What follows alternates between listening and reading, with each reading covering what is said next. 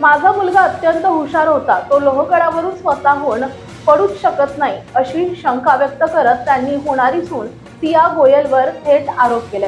साखरपुड्यानंतर केतनच्या मनात नक्की काय भीती होती आणि त्या दिवशी लोहगडावर काय घडलं, ऐकूयात केतनचे वडील विशाल अग्रवाल नक्की काय म्हणतायत ते पाहूयात। अरेंज मॅरेज होती, आमच्या सगळ्या कुटुंबाच्या दोघांच्या सहमतीनं हे विवाद ठरलं होतं।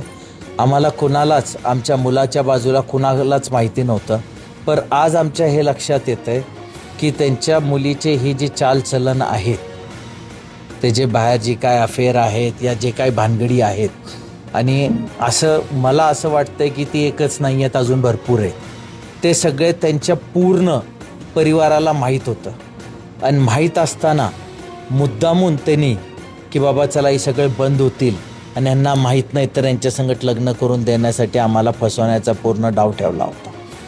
19 तारखेला सियाचा वाढदिवस होता म्हणून त्यांनी हट्ट करून खूप त्याच्यासोबत जिद्द करून त्याला 18 तारखेला आपण प्री बर्थडे म्हणून त्याला तिकडं लोहगड किल्ल्यावर घेऊन घेऊन गेल्यानंतर तिथं वरी गेले। ते वरी गेल्या घरनं माझ्याकडनं इथनं 8:20 तो निघाला होता।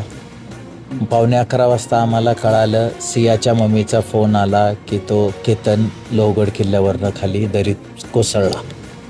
आम्ही इथनं ताबडतोब तिथं पोचलो। तिथं गेल्यावर ग्रामस्थान पोलिसांनी सगळी इन्व्हेस्टिगेशन, त्याला त्याची बॉडी हुडकून ठेवली होती, आणून आम्हाला दाखवली, तर तो गेला होता। त्यानंतर ते बघून अपघात, आम्हाला सुद्धा वाटलं नाही की ते अपघात आहे या घात आहे, आम्हाला पण अपघातच समजत होतो आम्ही।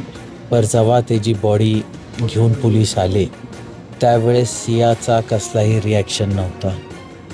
जसं एखाद्या मुलीचा अगर खरा नवरा वारतो तर त्याला काही दुःख होतो, त्या दुःखासारखं त्याचं काही नव्हतं। पहिली गोष्ट तिथं थोडी खटकली, पण इन्व्हेस्टिगेशन ऑफिसर व बाकीच्या ऑफिसरांना रिक्वेस्ट केली आहे की तुम्ही आत्ता सध्या 2च आरोपी जे तिथं जाग्यावर होते त्यांना केलं आहे, पण माझा असा विचारधारणा आहे की हा कट मागे अजून पण त्यांच्या परिवारमधल्या काही लोकांचा हात आहे। जसं काही संस्कार पहिल्यापासून आज 20 वर्षाच्या मुलीच्या हे संस्कार कशी येतील की त्यांनी कुणाला मारायला पाहिजे,